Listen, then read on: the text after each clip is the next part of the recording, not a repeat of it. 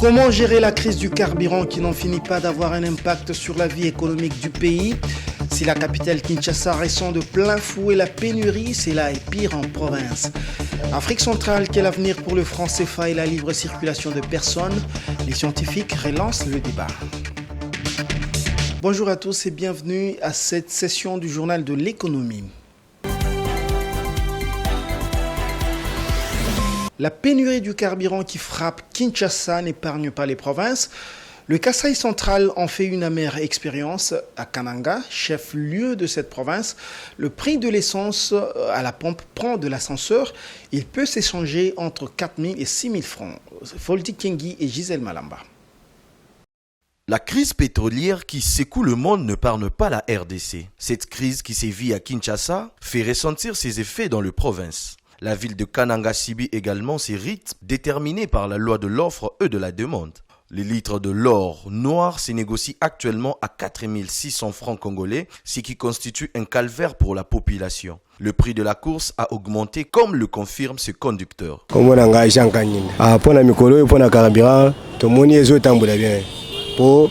Prochainement, tu vas avoir essence à 4700, 4800.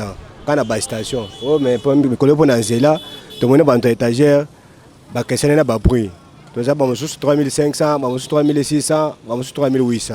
Les autres sont bien. Mais pour la station, on n'a pas de problème. Tu as c'est prix à cause de.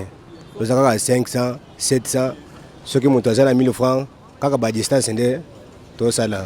Cette situation qui est causée par plusieurs facteurs, notamment la guerre russo-ukrainienne, la fermeture de frontières due à la Covid-19 et est accentuée par les problèmes internes de la CNC, Mathieu Chibangu explique. Je me nomme Mathieu Chibangu.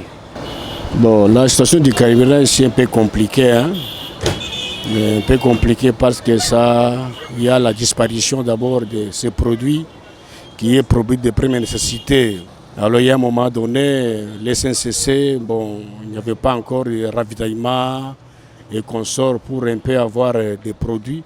Et puis, après quelques temps, nous avons remarqué la guerre en Ukraine a essayé un peu de perturber. Dans tous les cas, cette crise pétrolière est loin de trouver solution si au niveau international, la courbe de prix continue sa montée, mais aussi en interne, les mesures drastiques ne sont pas prises.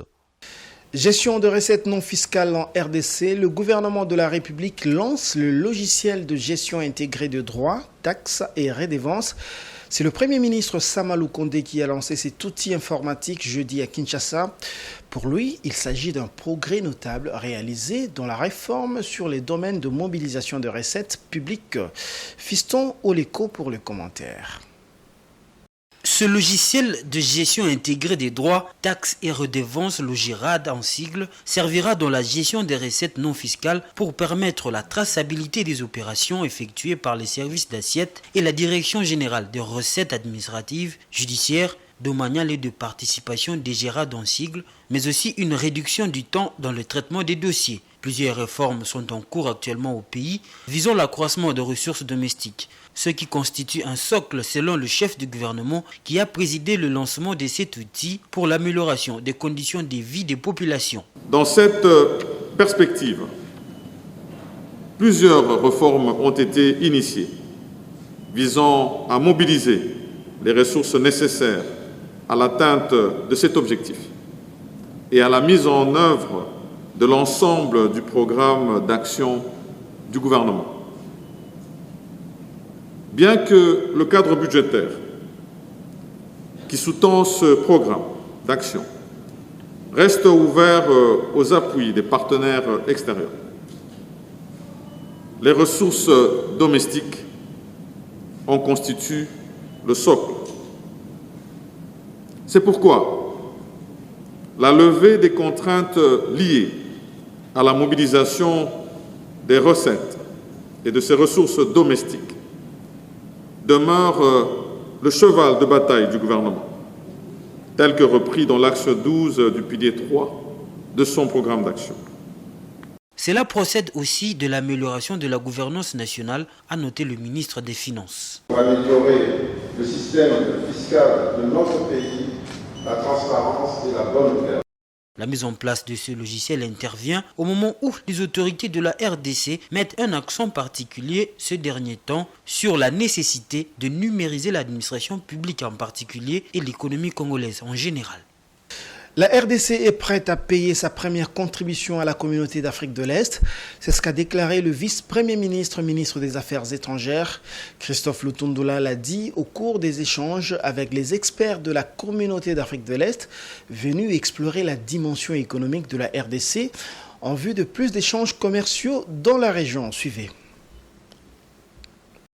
C'est un engagement qui ne fera pas défaut à la République démocratique du Congo. Le pays s'est engagé à assurer sa première contribution à la communauté d'Afrique de l'Est. Les experts de cette organisation régionale qui séjournent à Kinshasa ont été rassurés par le vice-premier ministre, ministre des Affaires étrangères, Christophe Lutundula. Le ministre congolais l'a dit au cours des échanges dans le cadre d'une mission avec les cadres de la communauté d'Afrique de l'Est. Cette mission vise à mener une réflexion sur les priorités essentielles à l'approfondissement de l'intégration et à l'exploitation des opportunités d'investissement dans la région. Le forum de Kinshasa vise également à aider la RDC à améliorer la compréhension de piliers d'intégration et les divers instruments de gouvernance de la communauté d'Afrique de l'Est, tels que les protocoles, les lois, les règlements, les politiques et les stratégies du bloc de l'Est, afin d'assurer l'entrée en douceur de la RDC dans la communauté. Selon Peter Matuki, secrétaire général de la communauté d'Afrique de l'Est, désormais, les échanges commerciaux devraient s'intensifier entre la RDC et les pays de l'Est. Actuellement, les importations totales de la communauté d'Afrique de l'Est en provenance de la RDC en 2020 se sont élevées à 49 millions de dollars américains et les exportations de cette même communauté vers la RDC à 584 millions de dollars au cours de la même période. Contrairement au mois passé, le cobalt connaît une hausse sur le marché et se négocie à 50 000 $ la tonne. Ces informations sont de la Commission nationale des mercuriales du ministère congolais du commerce extérieur qui, dans ses projections, estime que la tonne de cobalt devrait se négocier à 51 000 $ 260 cette semaine. Edouard Funda. Le marché international, le cobalt devrait dépasser la barre de 50 000 $ la tonne cette semaine sur le marché. La tonne devrait se négocier à 51 265 $ cette semaine sur la période allant de 5 au 10 septembre 2022 contre 49 257 $ la tonne une semaine auparavant, soit une hausse de prix de l'ordre de 2008 $, représentant un ratio de 4,8%. D'après ces mêmes documents, les cuivres devraient également connaître une légère hausse de prix sur le marché cette semaine pour se vendre à 8 082,50 $ la tonne contre 8 048 $, soit un écart positif de prix de l'ordre de 34,5 $. Le prix du zinc devrait aussi augmenter au cours de la période prise en compte pour se vendre à 3 621 $ contre 3 546,70 $ la semaine passée, soit une hausse de prix de l'ordre de 74,3 $. Par ailleurs, l'étain et l'or devraient connaître quant à eux un recul de prix sur le marché. L'étain devrait se négocier à 24 545 $ à la tonne cette semaine contre 24 849 $ la semaine passée, soit une baisse des prix de l'ordre de 39 $. Quant à l'or, il devrait se négocier cette semaine à 56,34 $ le kilogramme contre 56,56 $ le kilogramme la semaine passée, soit un écart négatif des prix de l'ordre de 0,39 $. Les experts de la Commission nationale des mercuriales soulignent que l'argent et le tantal devraient rester stables cette semaine à 0,62 $ le kilogramme pour l'argent et à 410 $ le kilogramme pour le tantal. Mesdames et messieurs, place à présent à la page internationale. Présent sur le plateau d'Africa 24, le président de la Commission de la Communauté d'Afrique économique et monétaire d'Afrique centrale, CEMAC, le professeur Daniel Ona-Ondo s'est exprimé sur la question de la libre circulation sur les corridors d'Afrique centrale, mais aussi sur les discussions autour de la réforme du franc CFA. Suivez. Le commerce intra-régional en Afrique centrale reste un potentiel sous-exploité. Avec plus de 150 millions d'habitants, les transactions commerciales entre États ne représentent cependant que 4% du total des échanges de la sous-région. Selon le professeur Daniel Ona Ando, président de la commission de la CEMAC, ce faible taux s'explique par la présence de multiples contrôles sur les corridors jugés tracassiers par les usagers. Nous avons des problèmes sur les corridors. Sur les corridors, il y a trop de contrôles de police, de gendarmerie, des eaux et forêts, de la santé, ainsi de suite, sans compter des fraudeurs qui se mettent, et ce que vous savez très bien, il y a ce qu'on appelle les mange-billes. Donc nous sommes en train de lutter pour qu'on débloque ces corridors. Nous avons eu une réunion il n'y a pas très longtemps avec les forces de police de tous les 6 pays. Nous avons pris cette décision et déjà au Cameroun, il y a des efforts qui ont été faits pour alléger les contrôles sur le long des corridors. En plus du suivi du processus de libre circulation dans la sous-région, à travers l'implémentation d'une brigade mixte inter-État, la commission de la CEMAC entend participer à la réforme du franc CFA, l'idée étant de se démarquer du modèle ouest-africain. Des attentes nombreuses exprimées au cours de la première édition des États généraux de la Communauté économique et monétaire de l'Afrique centrale, tenue du 30 août au 1er septembre à Libreville. Aujourd'hui, vous pouvez réserver, vous pouvez échanger votre franc CFA avec des dollars et ainsi de suite. La COBAC s'est prononcée, la COSUMAF s'est prononcée, le gouverneur de la Banque centrale s'est prononcé. On attend la suite des événements. Les différentes crises mondiales ont impacté les économies de la sous-région et ralenti le processus de développement de celle-ci. Aujourd'hui, bailleurs de fonds, banques, institutions africaines multiplient les réflexions pour aider les pays d'Afrique centrale à relever leurs économies. Après l'Afrique centrale, rendons-nous à présent au Maghreb. Pour confectionner ces gâteaux, cette pâtisserie tunisienne a besoin en temps normal de 3 tonnes de sucre par semaine, 4 tonnes de beurre et 8 tonnes de farine. Autant de produits devenus très difficiles à se procurer par ces temps où le pays est frappé par une grave crise financière, doublée d'une tension politique accrue. Suivez. Pour confectionner ces gâteaux, cette pâtisserie tunisienne a besoin en temps normal de 3 tonnes de sucre par semaine, 4 tonnes de beurre et entre 7 et 8 tonnes de farine. Autant de produits devenus très difficiles à se procurer ces derniers mois dans un pays frappé par une crise financière et des tensions politiques.